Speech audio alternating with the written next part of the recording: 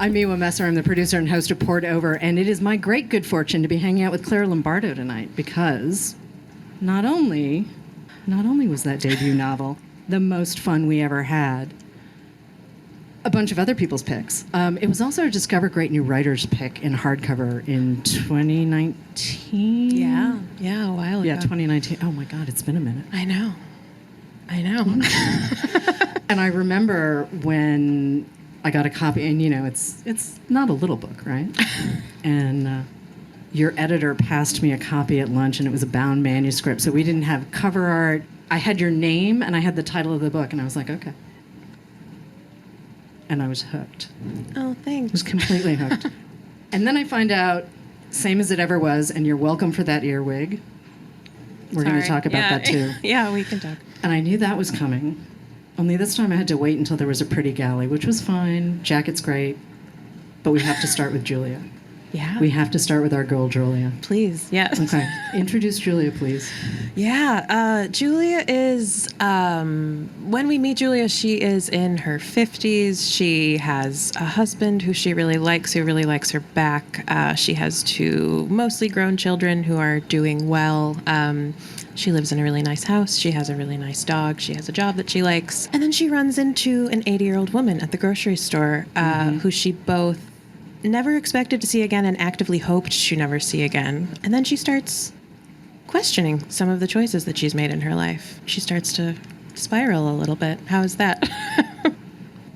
I had a lot of feelings reading this book. Okay. I had a lot. Good. All good. Okay. All good. But, the first thing I thought of as I'm meeting Julia, and Helen is the 80-year-old. And I'm meeting these people, and Mark, and, there's a whole cast happening here. And I'm like, how did you transplant New England to Chicago? I know these people. I know all of these people. They like their secrets. They don't want to talk about anything. They're really confused. They're very confused. They don't know each other as well as they think they do. And I'm like, great, you just took a family from New England and plopped them right into... Just set them right into the Chicago burbs. They're really not that different. Yeah. No. And actually, I'd really like to hang out with Helen and Julia a little more. So, I want to talk about the start of this book, though, because famously, your first novel started at a very messy kind of 800-plus page draft that became later the thing that we know and love. Yeah. But I want to talk about the evolution of this book, because at one point you were talking about delivering a story collection before this novel. I was. And now did this start as a story? What are we talking about here? Sort of. I started writing stories about Julia when I was editing The Most Fun We Ever Had. Okay. I started this novel with this image of these 2 women, Helen in her 60s and Julia in her 30s, meeting in a botanic garden and just having this kind of, meet cute, sort of, that then sparks this very short-lived but very intense friendship. And so I was very interested in that, and Julia's voice came to me very early, and so I was just kind of hanging out with her while I was editing Most Fun, and she has a lot to say. So she just sort of kept being there, and I kept wanting to learn more and more and more about her. It has the intensity of a teenage friendship. It does, and yeah. One of the things I love about both of your novels is that we get stories for grown-ups, right? We get stories about grown-ups, featuring grown-ups, and all of our bad decisions. Like, we can pretend we know what we're doing, but, pretend being the key word. Like, we wake up in the morning, we, get dressed, go to the office, brush our hair. I really love Julia, and there were times where she drove me around the bend. I have some possibly rude margin notes. Again, you made me feel all of the things. Well, I don't swear on the show. You can swear on the show. I don't swear on the show, but there was some swearing in the margins. Julia was so recognizable to me. And she's very well-intentioned, right? The book came out yesterday, so I don't know who here has read it and who hasn't. We will be spoiler-free. But she's incredibly well-intentioned, and yet she's messy, right? She's got the house, the dog, the husband, the kids, the life. She's got all of the things she thought she wanted, and she gets really close to pulling the pin on the hand grenade more times than I would have expected, having met her on the page. Interesting. Yeah, no, there were a couple of times where I was like, oh, don't do it. Oh, don't.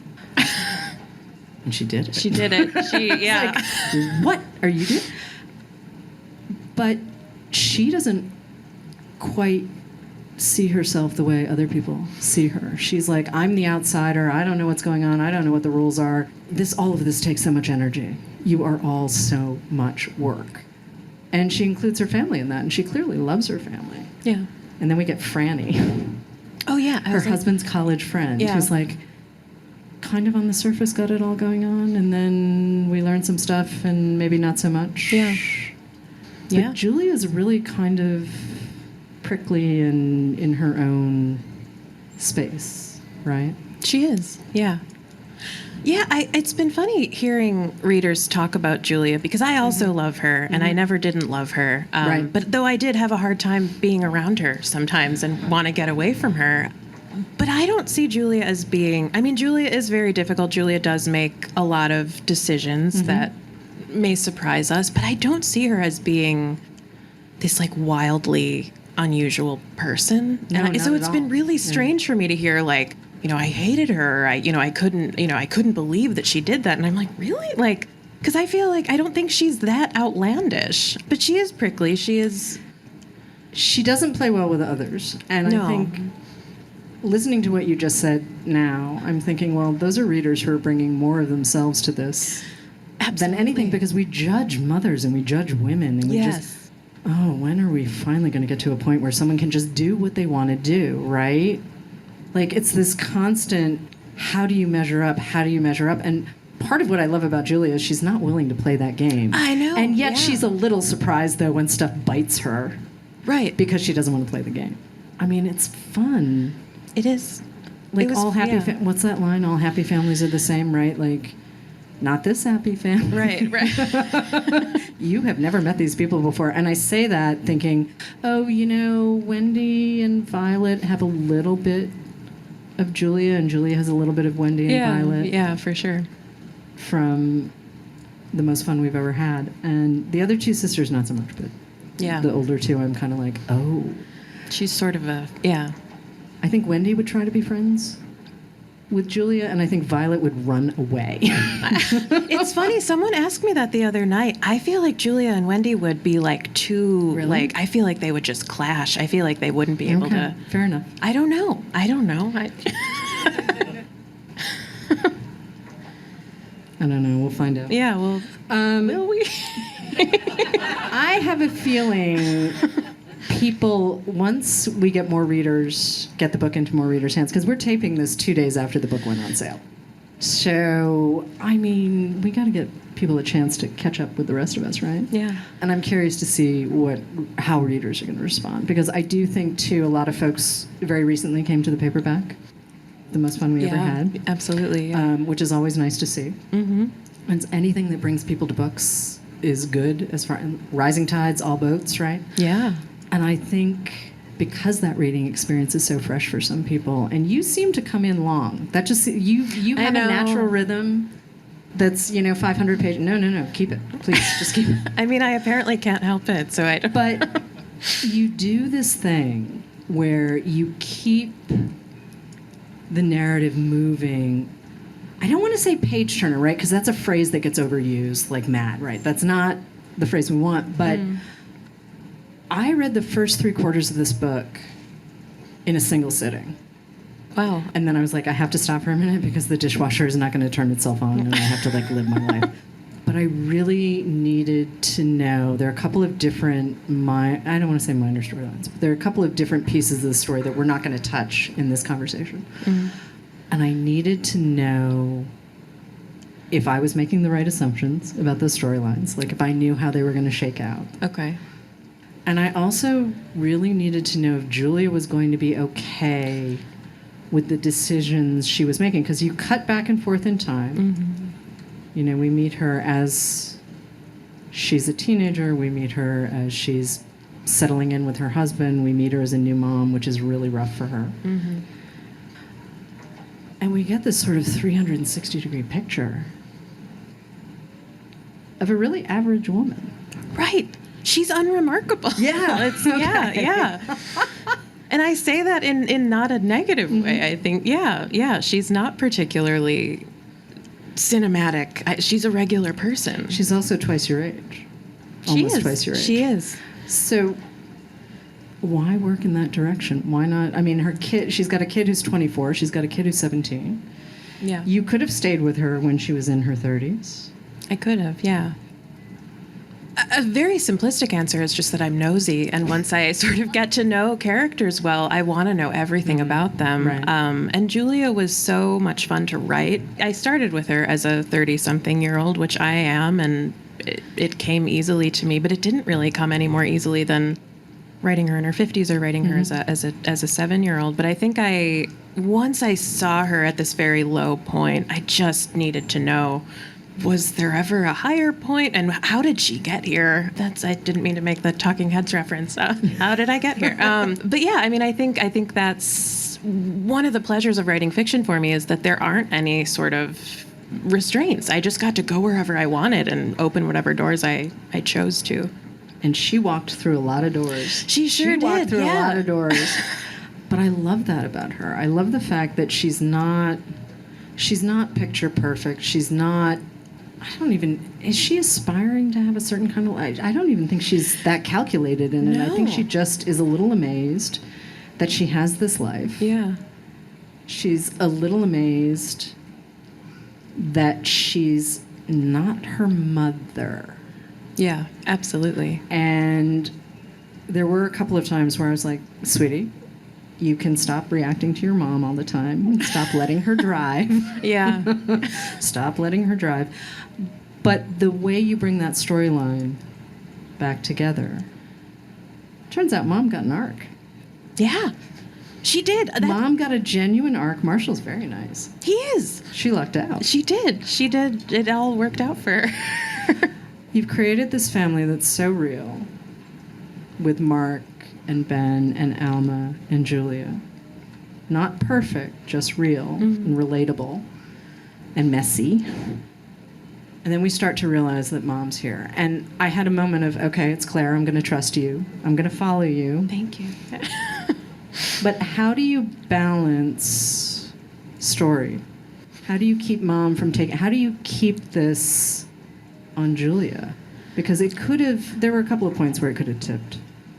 Absolutely. I mean, I think when you write like I do, which is to say you overwrite, I mean, this book, along with The Most Fun We Ever Had, was several hundred, I have several hundred pages that didn't make it into this book. And when you don't have any constraints, you do run the risk of this is 9 novels shoved into one, and so I think I sort of had to locate the most important sort of pulse points in this novel, one of which was Julia's mother, one of which was Julia's husband, and one of which was Julia's friend, who she only had for a few months. I can say that without spoiling anything, I guess. And then I was sort of able to structure the book around that, because those were kind of I would say, barring her children, the 3 most pivotal relationships of her life. And we are looking at a life story, essentially. So, yeah.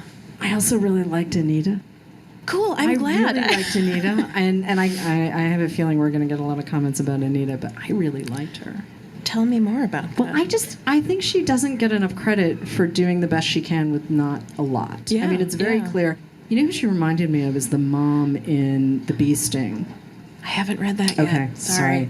No, if you've read The Bee Sting, I think you know what I'm talking about. And a little bit of Ava in The Unsettled, which was Ayana Mathis's novel. I still haven't read that either. Okay, I'm just sorry. It's okay. I've never read a book. You're on the road promoting a very big novel right now. You're allowed. I'm just adding those. Thank you. I mean, they were on my list already. So. I promise you they will be worth it when they get to the top of the TBR, I promise. But when we look at motherhood, right, and I'm just going to go back to that earlier point I was making, we are so judgy. So judgy. And especially people who don't have kids are super judgy about moms. Yeah. And I will own it. I am perfectly happy being an auntie. I love being an auntie. Great. And if you choose to be a mom, great. But wow, as a culture, we have so many feelings about the decisions that women make. And watching Anita, I'm pretty sure she loves her kid. I'm pretty sure she does. But man, she does not. She doesn't know how to. She doesn't. Yeah. She's not okay. She's really not okay. And she's existing in a time where it's not okay to be not okay. So she's really sort of on her own, culturally and just in her immediate life. So she is. I had a lot of. I didn't always like her, but I certainly felt for her, and I did sort of want her to have a redemptive moment at the end, because I don't think she's all bad. I just think she's struggling, like Julia. I don't. Yeah. But you're not supposed to struggle when you hit a certain point, right? Right. You're supposed to. It's supposed to look. Suddenly, it's supposed to be as easy as it looks. I think is what I'm reaching for a little bit. And oof. Who's that the case for? I know it's bizarre. It's. I know there are people who think it should be. Absolutely, yeah. I want to talk about influences for a second, though, because we've seen critics compare you to Franzen or Lori Moore, and they're not off necessarily, but I'm wondering who you consider your big influences. Oh God, I don't know. I mean, it's a funny question to answer, because I feel like anything you say, it sounds like you're comparing yourself to someone. I mean, I think the writers that I would not compare myself to, but who I read when I want to remind myself why I write, are Alice Munro and Richard Russo, and I love Lori Moore so much. Right. And I had to stop reading Lori Moore when I was a graduate student, because she wormed her way into my head. So she's so voicey. And she has such a particular voice and a particular sense of humor that's not far from mine. So I sort of had to just put her in a box for a while. Yeah, I mean, I like writers who can make me laugh and feel really sad at the same time. And so I feel like that's something, and that's many, many, many writers. But I feel like that's something that's always been of interest to me. Yeah. Well, I mean, it's what I get when I'm reading one of your novels. I mean, that's... Well, thank you. Sometimes I have to say it's disconcerting, because I'm like, am I laughing at someone? And then I remember I'm reading you, and I'm like, well, no, I'm not laughing at it. It's situational. It is. It's all situational. Yeah. So what are the advantages of playing with narrative structure and timeline? Oh, gosh. I mean, I have a lot of fun doing that, and I find it really frustrating. What do you mean? What do you mean frustrating?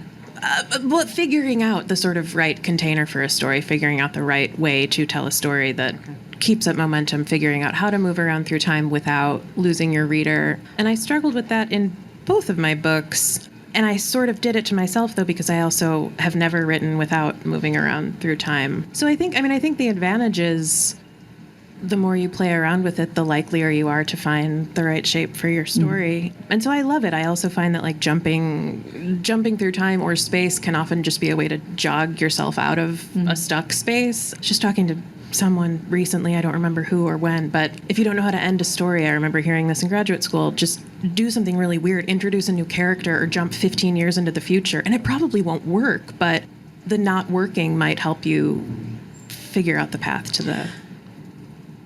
But also the novel is the best way for us to play with someone's interiority. It's the best way to play with time. I mean, it is, no disrespect to movies, no disrespect to television. Like, it all serves a purpose. But, I mean, you can dig into character with a novel in a way that you simply cannot with other art forms. Yeah, absolutely. And even sort of, Brady and Franny, for instance, who are friends of Julia's husband from college, I know them. Me too. And they don't spend a lot of, like, they're in the book, but I know them. Yeah. I know. Yeah. I know Helen's husband. I know Helen's kid. Like, and yet it's still Julia's story. Yeah. Like, everything I need is there because you are just handing it to me. Oh, well, thank you. Someone's also wondering about italics. Oh, okay. You use a lot, emphasis a lot of italics. Do I? I apparently do. Oh, okay. Sorry. Do you incorporate them as you're writing, or do you add them in after the fact when you listen to the dialogue? Oh, I wasn't aware of doing it, so I'm not sure if I can answer that question. I certainly don't add them in after the fact. I think most of my sentences, as they exist now, come out the way that they are. I don't do a lot of, like, going back and adding on a sentence level. And I'm very interested in the rhythm of sentences, and I pay a lot of attention to the rhythm of sentences and the rhythm of speech. And I'm doing it now. I'm very aware of it as I'm talking, but I inflect a lot when I'm speaking, and I think that that's something that can help dialogue on the page sound like real people talking. I also get in trouble because my characters interrupt themselves a lot, which is something else that I am doing at the moment. Yeah, that's a good question that I don't have a good answer to because I don't know that apparently I do it a lot. But yeah, I think it's more of an intuitive, like tonal almost thing for me. It's like a musical thing almost in my head. Yeah, that I totally get. That, and especially rereading The Most Fun We Ever Had, hot on the heels of my first read of Same as It Ever Was. And it's just like, oh, okay. And then actually someone's asking how things have changed between the first and the second books. And I mean, I sort of have an idea of what's changed, but I'm wondering if you have. What's changed in the world or in No, the world we're clear on. No, in terms of style, in terms of your writing, not practice per se, but I mean. Yeah. Oh God, I would like to hear what you have. I feel like you built more in the second. I mean, the way you use third-person point of view in this book compared to the way you let everyone tell their own stories, it feels like you had more of an idea of where you wanted to go with this book. Interesting. And again, I read it before I reread Such a Fun Age, so... And it had been a minute since I'd read Such a Like, it had really been a minute. Julia's voice felt really clear to me. Okay. Really, really clear. Yeah. And I liked Mark enough. Mark's her husband. And I understood the kids. And it just felt like you had a map, maybe, that was... different. I didn't. That's really interesting to hear. That's a trip. Okay, that's a total trip. I'm completely shocked to hear you. No, I mean, that's really interesting, though. I mean, I do think differences between book one and book two do lie in the fact that the first one had 7 points of view and the second one had 1. And in my playing around with, the pieces that became Same as It Ever Was, initially I was like, I'm going to have this. What is the I think it's a Carol Shields novel that you can read and then you flip the book upside down. Is it Larry's Party? Yeah. Is it? Okay. It's been a minute since I've read it. I was trying to do something like that, and I just wasn't interested enough in Mark's voice. Not that I wasn't interested in him as a character, but I think in this book, it was much clearer to me that Julia was our storyteller. Right. Yeah. So I think that, that's a big difference. I really love Julia. I really do. I'm really warts glad and you all, do. And man, there are some warts. Yeah. She feels really genuine. She feels, actually authentic is more the word I want. She feels very authentic and familiar. And I don't think it's just that Gen X thing, because, we are a pack of weirdos. But, no, we're totally a pack of weirdos. But it is watching her sort of struggle to figure out what she really wants and what it means, and watching other people, because she didn't have a great model, right? Like when you meet Anita, when you meet her mom, you get a really clear picture of what's going on with our girl. And I think I'm going to be walking around with her for a little bit longer than I was planning to. Okay. I'm glad. She needs someone to hang out with. Yeah. Also, I would like a Helen. I would like someone to come in and just drop in and explain the world to me. I know. If someone could do that, that would be great. I would be okay. How do you go about creating these characters? Is it people you meet? Like, where or how do you get in that headspace and creating these scenarios? That's a good question. Another thing I'm very self-conscious of, someone told me recently they can tell I'm a teacher because anytime someone asks me a question, I say, that's a good question. And I can't stop doing it. I'm not doing it to be patronizing. It was a good question. None of my characters are based on real people, but like you said earlier, I know Brady and Francine. Yeah. I know the type. I know. And so I'm an observer. I'm nosy, as I said, and I'm just interested in other people, and I'm quiet. And I, for years and years and years prior to writing The Most Fun We Ever Had jobs where nobody paid any attention to me. Like nobody noticed that I was there unless I wasn't doing my job. so I just got to, and that's it's a terrible position to be in, but also a great one because everyone just acts like you're not around. So you're privy to all of this stuff that they don't think that you're overhearing, or they don't care that you're overhearing. So I was a nanny, I was a paralegal, I had a bunch of weird jobs where I was just sort of in the background, and I was privy to all of this stuff, none of which directly made it into any of my books, all my books that I've written, either of my books.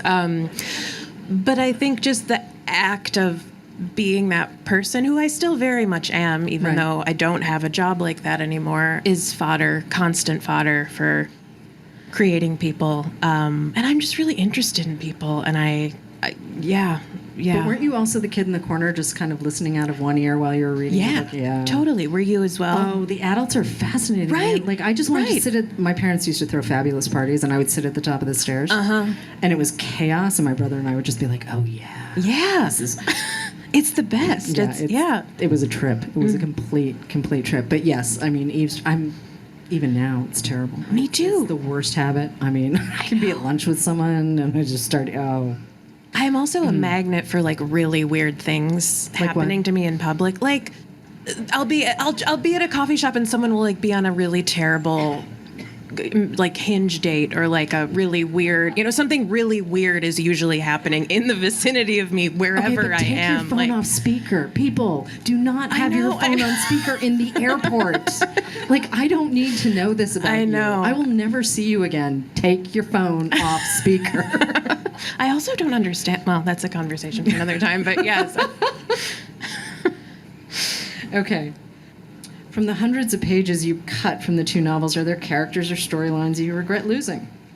No, I think it's been long enough that I can tell that Lee is the only person in the room who knows about this person who I had to kill. In the most fun we ever had, Grace, the youngest daughter, she's working as a scribe for a blind elderly philosophy professor who she then starts sleeping with. It had no place in the novel, and he no longer is there. You may have noticed. But that's really the main one. I think in my exploration of Julia's life, there were like little peripheral people who kind of floated in and out, but no one that I was particularly interested in. Yeah. I don't feel like I'm missing anything. I'm glad to hear that. From Same as It Ever Was. I don't. And you came in just under 500 pages, I think. I believe it is 512. But that's sorry. Not all the book. But still. Roughly 500 pages, and I don't feel like I missed anything. I don't feel like I had, like, the balancing act that you pull off in this, where everyone shows up just as much as I sort of need them. I feel like you kind of wrote this book for me. It would weird. Be my honor. Say that. That just sounds weird, but it's totally true. I really, like, Julia and Helen really got under my skin. I'm glad to hear got under my skin. But in both books, The Most Fun We Ever Had, and now this, you portray the line between peace/stability and monotony/boredom as razor thin. What message do you have to send with that? How can we balance peace and boredom? Oh, God. Read more. Fuck if I know. Yeah. That's a good question. Yeah, right. I don't know. I think it is a fine line, and I feel like it's kind of just like an EKG. Like it's I don't know. I'm never walking that line, like on the actual line, I don't think, but it would be nice. I think Julia needs to not be bored. I think it's really good that Julia got a job as a librarian. Me too. Her job saved her life, I think. Yeah. Because if she were bored, I think really bad things happen. And would continue to happen. Yes. So it's actually good that Julia had a thing to do. The bookseller question, I promise I'll come to this, but I have other stuff I need to get to before we do that. I do want to talk about family mythology, though. And you have created a world with Julia and Mark and Alma and Ben and Anita. And even, let's throw Brady and Franny in there, too, because they are family, essentially. No one really knows each other. Like, there are a lot of secrets. And it's not that they don't love each other. It's not that they don't respect each other. But, man, people like to hold their stuff close to the vest. Yeah. And you're keeping track of all of this stuff. And you've just told me you didn't have a roadmap. So I'm having a moment of, like, really? Really? You didn't have a roadmap? Because I mean, it took me a really long time. I probably could have used a roadmap, but it doesn't feel lumpy or convoluted. Like, it's so clean, this reading experience. It's just... Thank you. It flies. And I'm just going to stare at you for another second and be like, what do you mean you didn't have a roadmap? Like, what? You've created, like, world building, right? We throw this phrase around when we're talking about sci-fi and fantasy or, you know, whatever alternate dystopian thing. But even when you're writing a domestic novel, right? Like, you have to create the world and then trust the reader to bring in enough detail where you're not losing them to too much of their own stuff. Mm-hmm. How are you sitting down and mapping this out? And I know you said you didn't have a map, but something in the back of your brain led you where you were going or helped you at least figure out. Yeah. I mean, you've got Helen, you've got Mark, you've got Julia and her mom, but you still build a world around those 3 points, those 3 people. Yeah, and so I will say I do not have a roadmap when I'm writing. When I have a draft, though, I do a lot of mechanizing and a lot of I'm so used to doing events on Zoom that I'm constantly like turning around and being like on my post-it board, and then it's never behind me.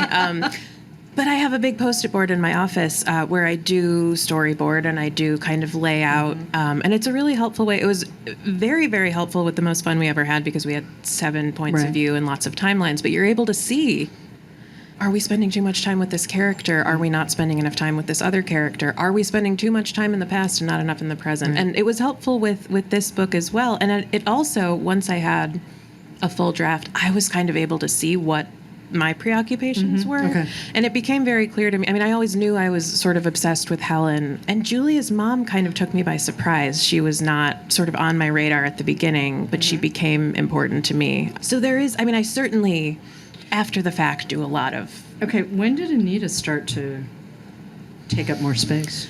That's a good question. I'm trying to remember when she sort of filtered in, because I think Julia sort of had a shadowy childhood, and it may have been after I met Mark's parents, because I met Mark's, who aren't in the novel. It's like 5 pages that they're in the novel, but Mark has this very conventional Midwestern family who think he's weird, even though he's not. And I mean, they're very nice, but they're not particularly compelling. And Julia finds them like completely fascinating because they're normal and just not what she's used to. So I think seeing that made me more interested in, well, what does that look like for Julia? And like, what made Mark, this sort of like quote unquote boring couple in Wisconsin, created Mark, who created Julia. And then Anita's voicey too. Anita's voice is not too different from Julia's, and I loved writing Julia's voice. So when Anita showed up, I was like, all right, this is entertaining for me, which is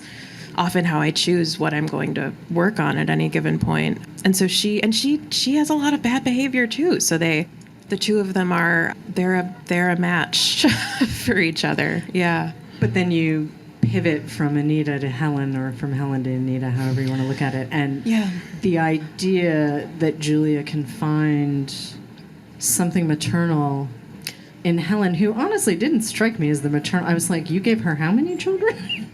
Right, I know.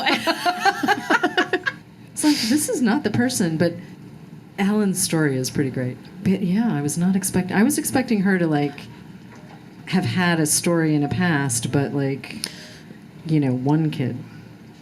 Helen. Yeah. I mean, I think Helen would have preferred it that way. But it's not how things turned out for her. You're still teaching, yeah? I teach on and off, yeah. Okay. I just taught a summer session a few weeks ago. Is there anything that you reliably tell your students?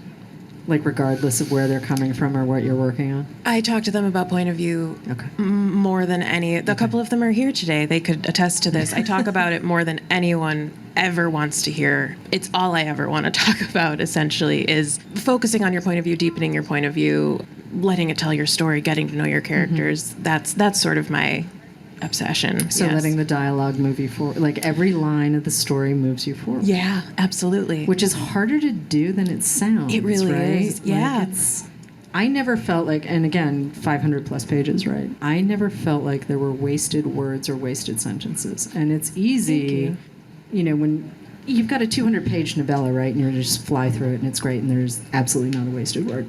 It's a little harder to do when you go long. Yeah. And I was never not moving forward in the story. Even when you sent me back to, 2000 or sent me back to Julia's adolescence, it was just always moving forward, always revealing something. Huh. Very happy to hear that. Well, I'm glad POV is your obsession. Yeah. You're also a bookseller. I am. Because it's the best gig in the world. It is pretty good, yeah. It is absolutely the best gig. I'll respect anyone who isn't a bookseller, but I promise you it is the best gig in the world. What are you recommending these days? Fellowship Point by Alice Elliott Dark. Have you read that? Oh, I have. I really, really like that. I loved it. And I read that. That book is also over 500 pages long. And I read it in a day. I read it during a blizzard. I believe it. Yeah. I absolutely believe. Those women. Oh, my God. They're the best. It's I don't even really know how to. It's about two women in their 80s who have been friends since they were children. And it goes from mainline Philadelphia to Bar Harbor, Maine, which I think they call it. I think it might even just be Juniper Point and Bar Harbor, but they would be entirely in the world. Yeah. Of Same as It Ever Was. They would be entirely in the world. They would just fit in perfectly, even though it's the sort of, Philadelphia, Maine thing. Yeah, yeah. I mean, it's a money thing. It's a money thing. But it's also, women figuring their stuff out. Yeah, know? And I mean, again, Helen is a working mom when that's a little, her husband's a stay-at-home father when men are not doing that. And it's like, well, he's studying poetry part-time at University of Chicago, and he just does a thing, and he's adorable, and you're just kind of like, oh, okay. That old story. Yeah. Anything besides Fellowship Point? Oh, God. This is where I forgot I've ever read a book. Okay. What else do I recommend? The Sentence by Louise Erdrich. I loved that. And that's a book-selling novel, too, which is great. Short novels. Great. Tove Jansson on it, too. Oh, okay. Yeah. I turned her on to a couple of tiny Tove Jansson novels. This New York Review of Books Classics. They're fabulous. And I did actually buy a few books off of the lists from the back of The Sentence. I can't not. Sure. Why not? Yeah. What's next? God, I have no idea. Wait, you're not working on the new thing now? I mean, not at this moment. More than 2 years ago now, probably 3 years ago, I sort of panicked with the book that became Same as It Ever Was. It was still COVID. I was living alone with my dog, and it was like the part of COVID where you weren't going anywhere. And all I was doing was working on this book and like talking to my dog and painting my bedrooms. And I got in a really bad space with this book. I just sort of, I didn't know where it was going, and I didn't know what I was doing. And I took a break from it. And I started working on something else. And I haven't been working on it, but I shouldn't say that my agent is looking at me right now. I haven't been working on it at the moment. I will get back to it post-haste. But I haven't stopped thinking about the characters, which I think is a good sign. That's exciting to me. I mean, here's knock on some. This is wood, I guess. That's as close as we're going to get. Yeah, without falling off of our chairs. Wood, we don't want to go down there. Yeah. But yeah, I think, and that is what started Most Fun for me. That's what started Same as It Ever Was, is people who I care enough about to want to like go in their medicine cabinets and look under their beds and think about what's in the trunks of their cars or whatever. And I feel that way about these new people. So we'll see someday. And I just looked at my notes and I realized before I let you go, though, Sunny. We need to talk about Julia's soon-to-be daughter-in-law, Sunny. And I love the way they sort of mirror each other. They do, yeah. And more so than, say, Julia and Helen, or Julia and certainly her mother, even though Julia does have some of Anita's bad habits. They're there. That was kind of a really lovely, hopeful note, because Julia was really not having it. Yeah. And playing with nicknames and all that kind of thing. Right. Where did Sunny come from, though? I mean, she's not deliberate, obviously, but she really was not who I was expecting. She wasn't who I was expecting either. And Sunny actually is a good example of a character who started out for me as sort of like a scapegoat, or like someone who I was just kind of making fun of, which I don't like to do. Right. And when I realized I was doing that, I sort of had to reel myself back. And she ends up she's way better behaved than Julia in most situations. And she's much kinder to Julia than Julia is to her. And so I liked having, this doesn't spoil anything, Julia, in thinking about her relationship with Helen, I think then begins to see herself as potentially someone who could have a similar impact on another young woman, which I love. That's an important part of this book to me, is that sort of intergenerational friendship thing. It's hopeful. It is. It's very hopeful. And there's nothing wrong with it being hopeful in a novel. No. And we've gone through this moment where it's like everything's on fire. We know everything's on fire. Yeah. Sometimes a hopeful novel is a really nice place to find yourself. Right? I know. What is the point otherwise? I'd much rather dwell in that space when everything is burning. That was a really hopeful note. Is that where we want to end? Trying to figure out, because we also do need to have you sign books. Yeah. And the reality is you and I could keep going for a really long time. But no, I do. Julia gets her arc, and Anita gets her arc, and Sunny, to the extent that we meet her, gets her arc. And even Alma, even her teenage daughter, 17-year-old. And, 17-year-olds can be 17-year-olds. There were a couple of times where you zigged where I thought you were going to zag, which I like, because I like not being able to predict what's going to happen. And then there were a couple of times where I'm just rolling my eyes at choices that your characters made. And then I'm thinking, well, I'm judging fictional characters. Like, I am in this so deep. I'm behaving like these people are sitting next to me. And I'm like, okay, so Claire got me. Claire got me again. And I think that is where we're going to end. So Claire Lombardo, it was really good to see you. This was really fun. Thank you. And Same as It Ever Was is out now. Thanks so much for joining us.